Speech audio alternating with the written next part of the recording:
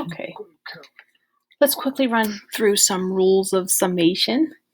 So everybody remembers our little sigma notation looks like this.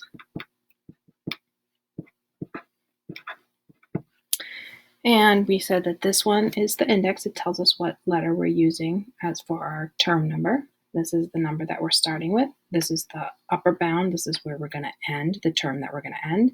And of course, this stands for the little equation for each term in the sequence. So let's just look at one quickly that we'll use as our example. I'll make this a 1 and make this a 3. Let's say we have just an I. So in other words, what would this mean? It would mean that a sub n is equal to I.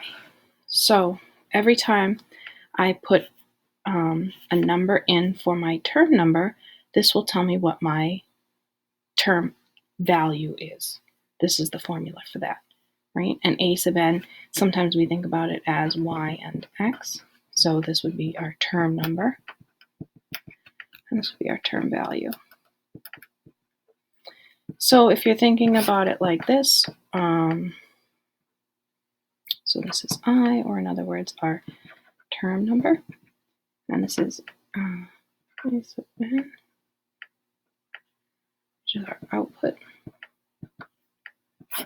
So if I put a 1 in here, my output is a 1. If I put a 2 in here for I, my output is a 2, and a 3 would be a 3. So if you remember, this little notation says sum up all the terms from 1 to 3. So these are the terms from 1 to 3, so it'd be 1 plus 2 plus 3. So of course this one would be a 6. Okay, so very simple. All right, let's take a look at how some of these summations work. And the good news is, since you know how to add, you probably already know a lot of this. So let's look at this one first. If I have, let's say I have a sub 1 plus b sub 1.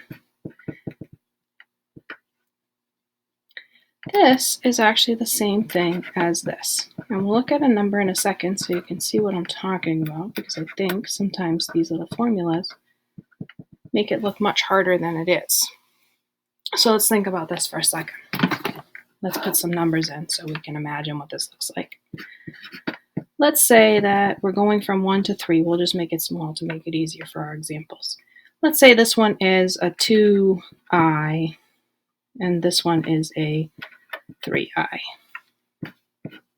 Okay, so these are our two terms that we're adding together. And so my first term would be 2 times 1 plus 3 times 1. Then we have 2 times 2 plus 3 times 2. Then we'd have 2 times 3 plus 3 times 3.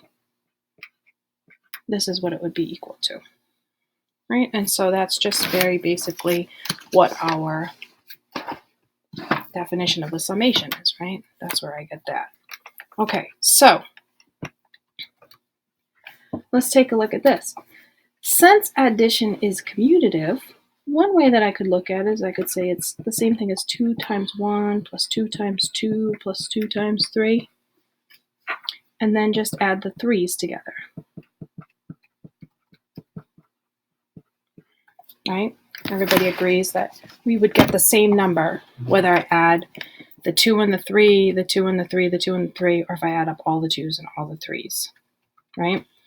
So again, where did this come from?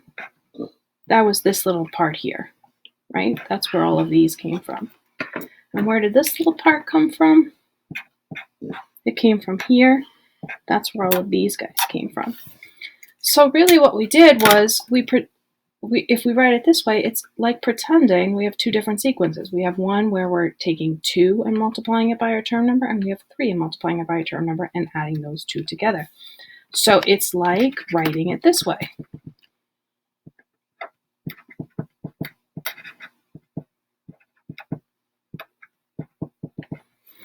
And everybody knows that this is basically just my commutative property of addition. I can add them together this way, or I can add them together this way, and we're going to come out with the exact same value. So this is my first rule of summation. Now, it's not too much of a stretch to understand that using my same example, that of course this is, now we're just going to subtract them since this is subtraction. Now, subtraction isn't actually commutative, but what is commutative is our addition still. 2 to the third plus 3, 3. Okay, here we go. So it's this, right?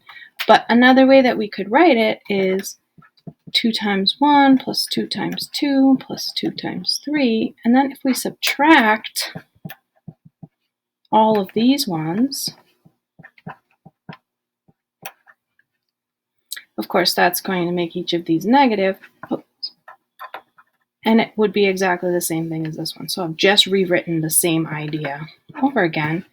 And you can see that if I take this one and add them all together, and I take this one and add them all together, I get these, and then I'm just going to subtract those two values.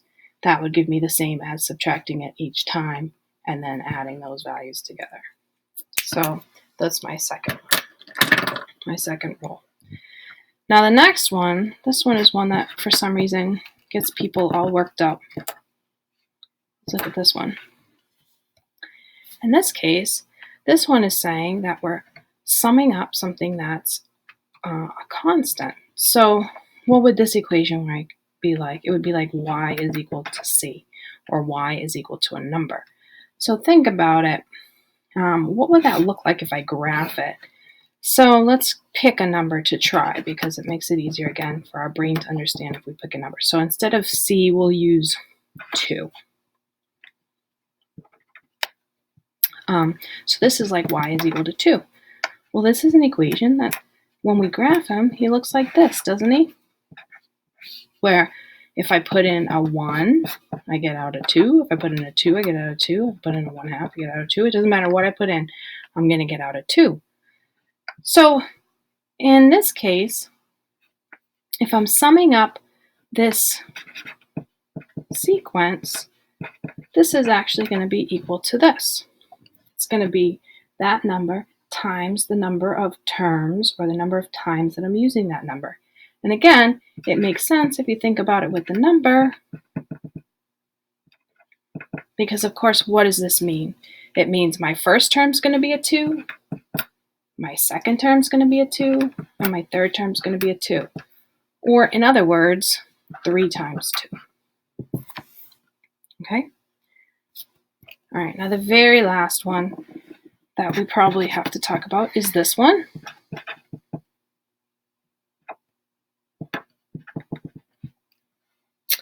And this one, actually, maybe you can even guess what this one is going to be like. This one is actually this. Again, let's look at why that's the case, or what that even means, I suppose. So when I have this one, let's stick some numbers in so we can kind of understand.